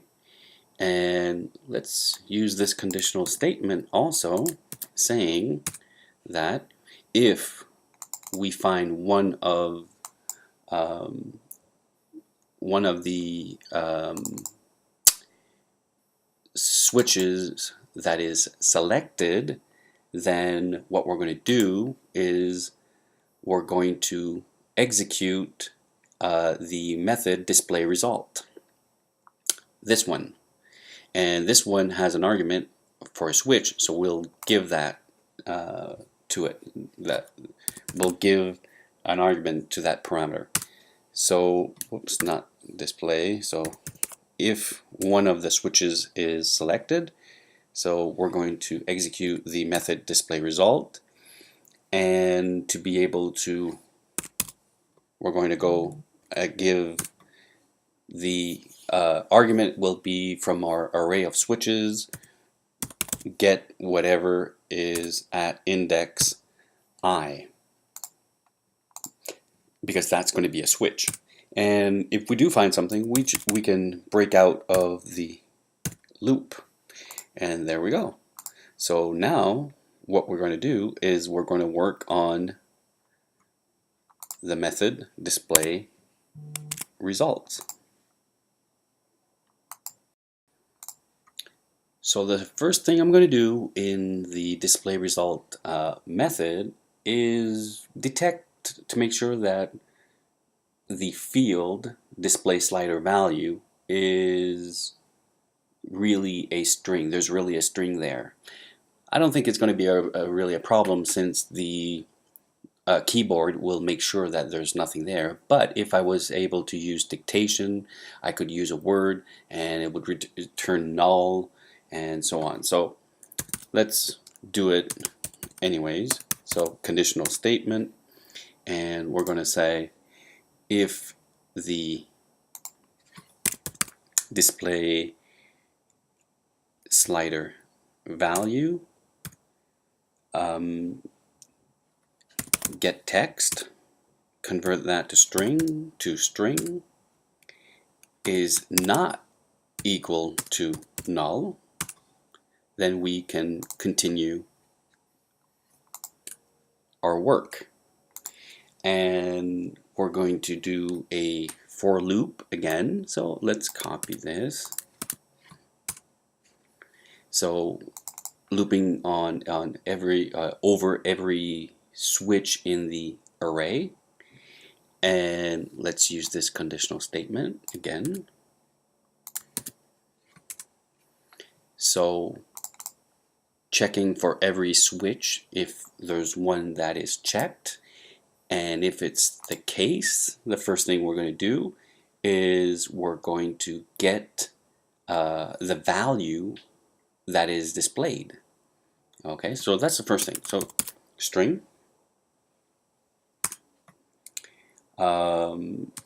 let's call it value, and we're going to get that value. So display get text to string. There we go. So let's copy that. And now that we have that value, we're going to well, I'm going to also declare a double, okay, and I'll call it result, and give it a value of 0. Well, 0.0. Okay, so that's going to be like the value from, you know, the default value. We're going to see a little bit later on that we're going to be using it a little bit further down.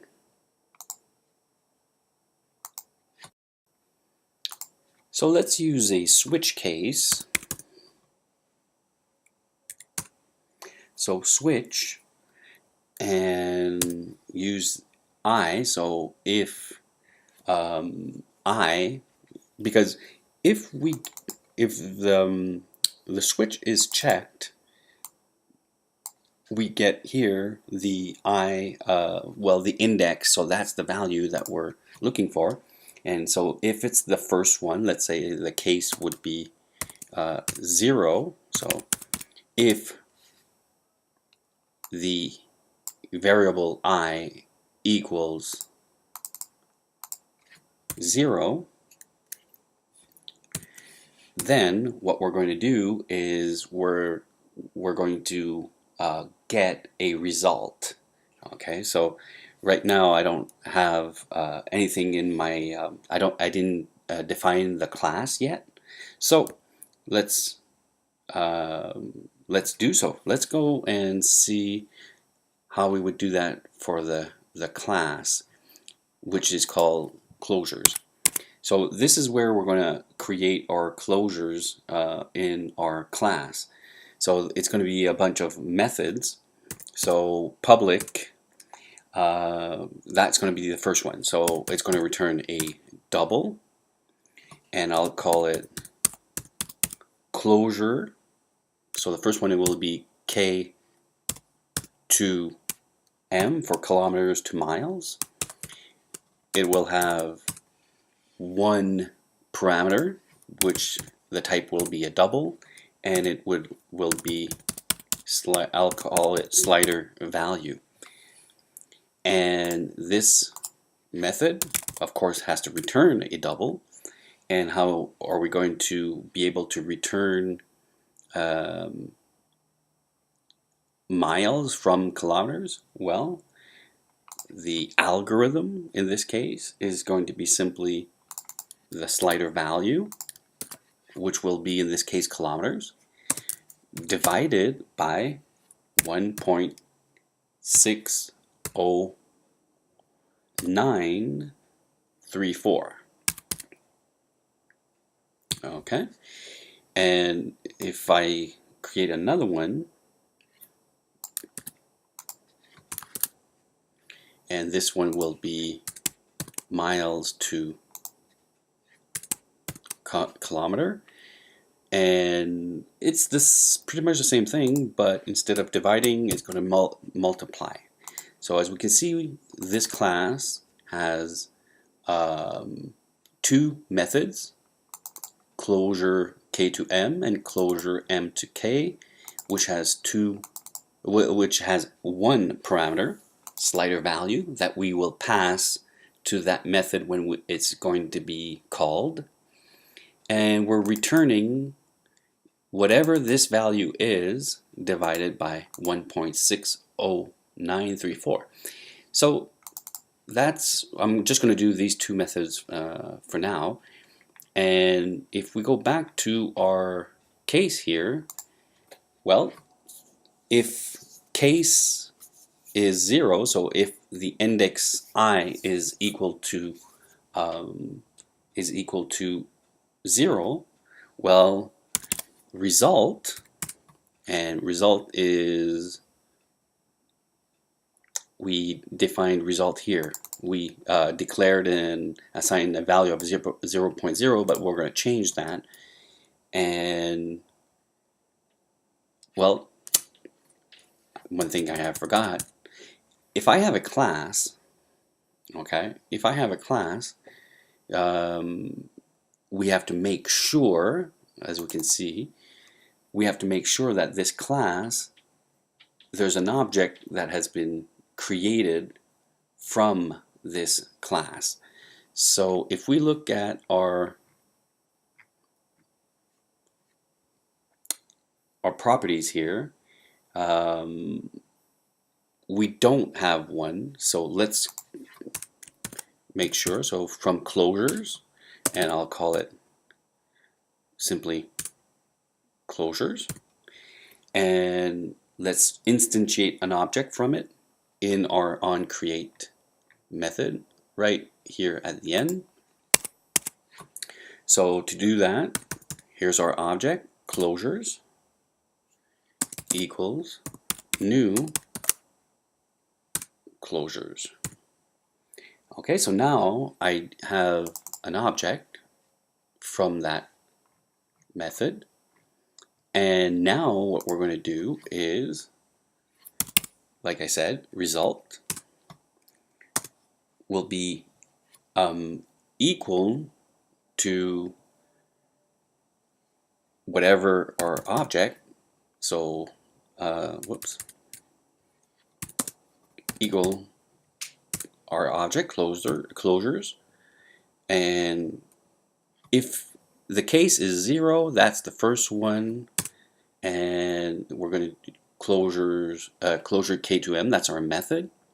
and that will return a double, but we also have to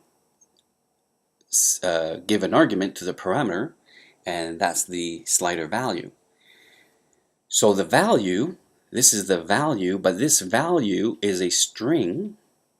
So if I want to convert that, I'm going to use the double class and the value of method for a string, and I'll give it value. And there we go. So now result will be equal to whatever this method will return, and we're passing the value that is written in that field. And of course, we need to add a break. If it has found something, then we're golden. Let's do another case. So copy, paste, choose 1 here, result equal closure, but not K to M, but M to K. And the rest is pretty much the same. And we're going to continue like that. I'm going to write all the where's my class? I'm going to write all the other methods here, but I'm not going to do it on the video. I'll just show it to you when it's done. Okay, so here is the class done. So these are the 10 methods. So I didn't do it live because I think it's pretty boring, but we can see that these methods are very similar, just the names have changed. So this is, of course, the closure for converting kilometers to miles, miles to kilometer, Celsius to Fahrenheit, Fahrenheit to Celsius, grams to ounces, ounces to grams, liters to gallons, gallons to liters, and here it's kilograms to pounds, and pounds to kilograms. There we go. So these are the values. And in our switch case, all of them are also done. So case 0 to 9, and calling the correct methods, and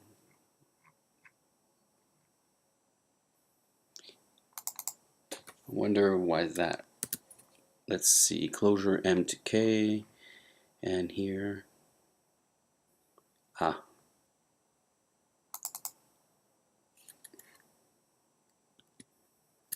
let's change that. I don't know where that came from. So closure M to K. And there we go. So once that is all done, what we're going to do, okay, is after the switch case, right here, we're going to call the display method, and that display method has 2 parameters, value and actually 3, the value, the result, and the index, so that it can do its job correctly. So the value, well, will be simply value. Okay, so value, that's what is displayed in the field. The second is the result, and I named it result. There we go. And the I is the index, and it's simply going to be I. So all that is good. Now let's write what we need for our display method to do its job correctly. Well, first thing we're going to do is we're going to declare a string, which I'm going to call precision, to be able to have a result that will have 2 numbers after the decimal point. Okay, so string, precision. Let's call it exactly like that.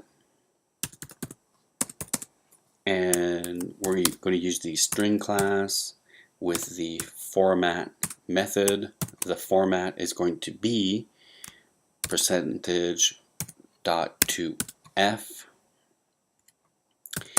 and we're going to give it the result. Okay, so now we have a string that represents the result with the correct precision that we want. Now I'm going to declare another string, and this one I'm going to call str for string to display. Okay, so this one to be able to do it, and you can always go back and look at what we did in iOS, but it's going to be pretty much the same.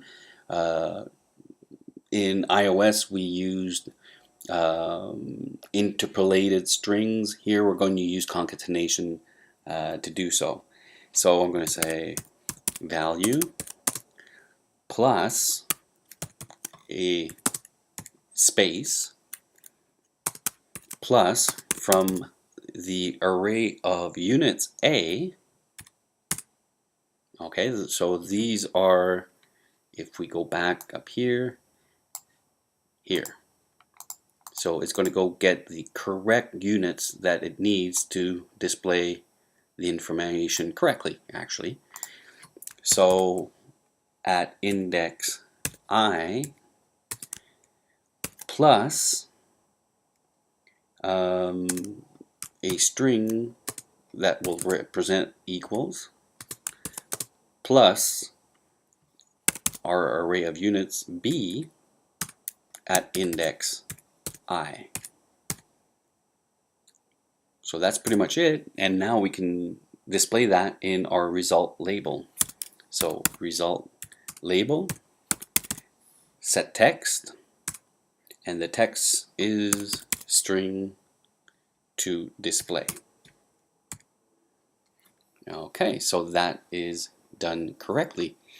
Now what we're missing is, if I'm not mistaken, let's see what some of the methods. Well, we're missing this method, switch actions. So these are actions that are given to our the switches. So if we look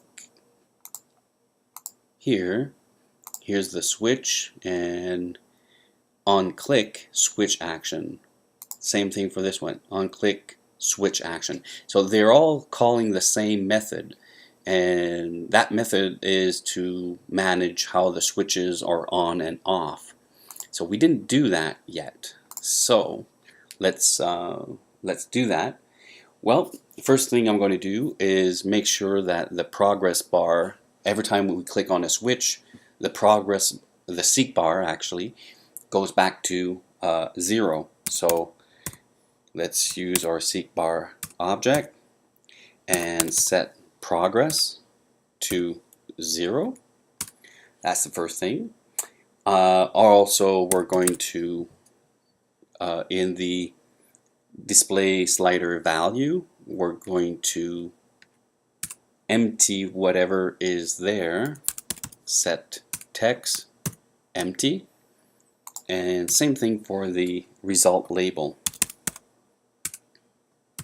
set text empty. Okay, every time we click on a switch, this is going to happen. And after that, we're going to, let's copy this. So we need a for loop. We're going to loop over every switch. Okay, and we're going to say if, so we're going to use a conditional statement. So if from our array of switches and we get an object at index I that is not equal to sender.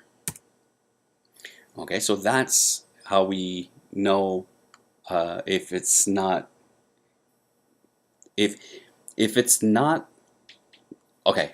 When we're gonna click on a switch, only one of them, the one that we clicked on, will be activated. All the other ones should be deactivated. So I'm checking here if there's one that is not the one I clicked on, it should be set to false. Okay, so from the array of switches, let's get an object at index I, and we're going to use the set checked method to false. Okay, so that's going to make sure that the one I clicked on will not be affected, that it will be activated, and all the other ones will be deactivated. So that is done correctly. So let's see, let's launch the emulator and let's see what we've got right now. We haven't finished the manual part, but I'm guessing the rest would be pretty much done. So right now, if I try to move the seek bar, it should not do anything because this is empty, or none of them are selected, not the fact that it's empty. So if I activate something, now I can move this. Oh, and you can see that there's something wrong here. I have 31 kilometers, but I have no miles. So something is missing here. But let's see if now only one switch can be activated, so that is working correctly. So I'm missing something here. Let's go see.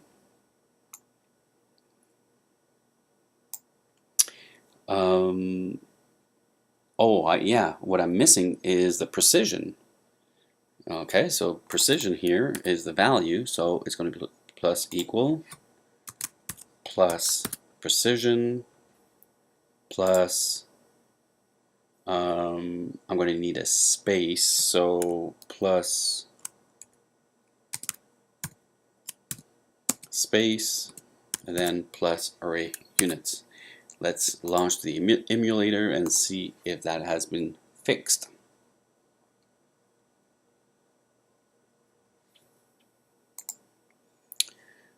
There we go. Perfect. Now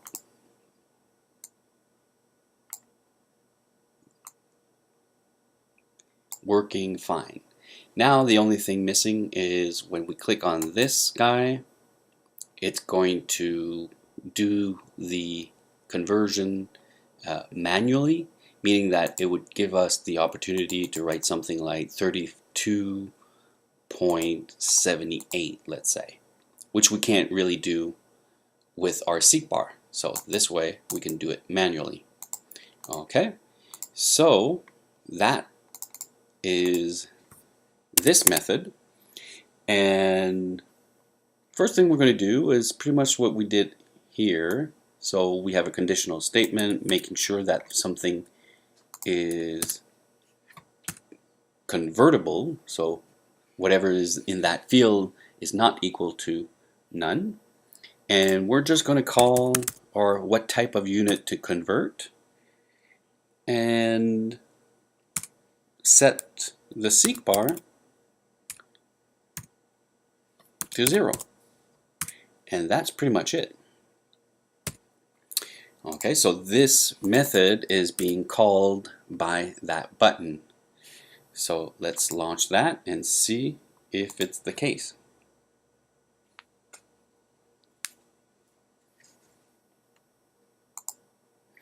Okay, so if I try to click here, nothing is being displayed. Okay, so nothing is being displayed because of that line. I could have converted this to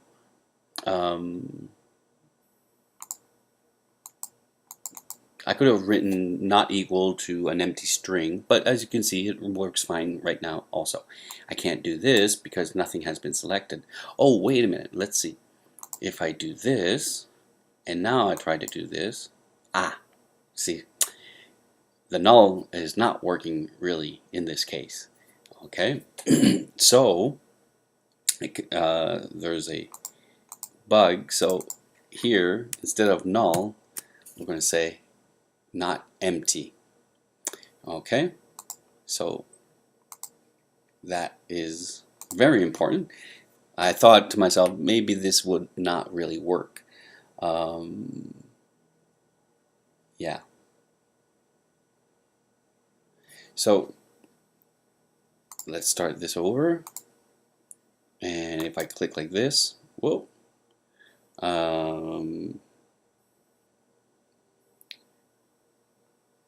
Yeah, I thought I corrected this. So if display value get text to string is not equal to empty, it shouldn't be able to do this.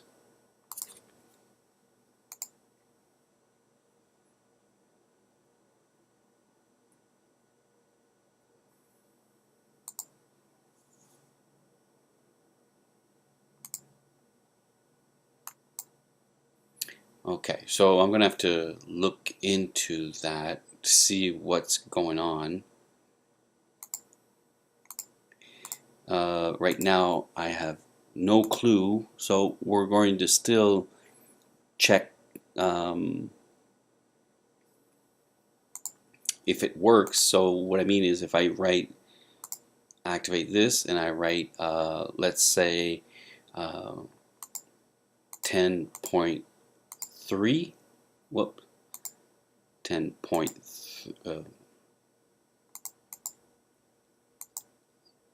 there we go, 10.3, and 10.3 kilometers equals 6.40 miles. All right, so if the seek bar is here and I write some other value, let's say 20.7, seek bar goes back to 0, this goes back to 0, whoops, 0, that's not right. Let's write 22.7, that's good. And if I do this,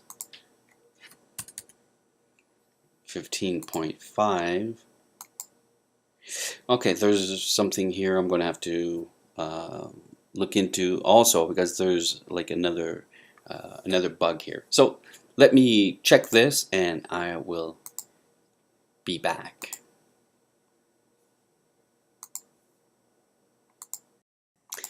Okay, so here's what I did to correct the problem with the app crashing. So I'm using the isEmpty method.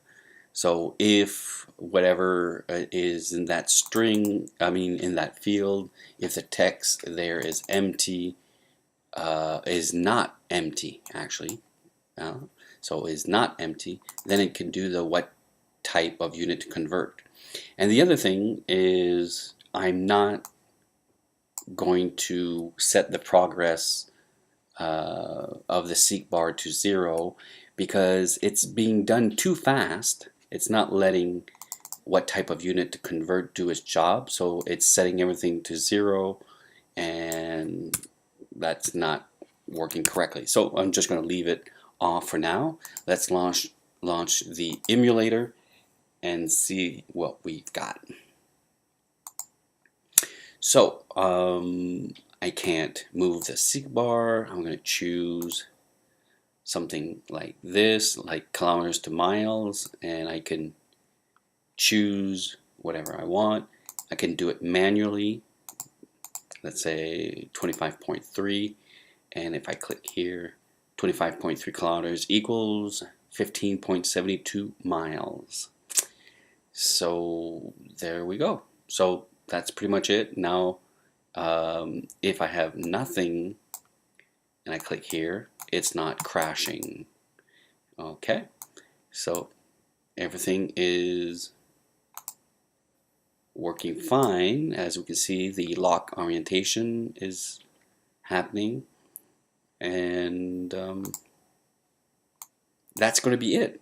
So pretty long tutorial, but I think it's pretty interesting to see how this app is done in Xcode and also on Android.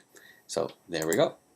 So with that, thank you very much, and see you all next time.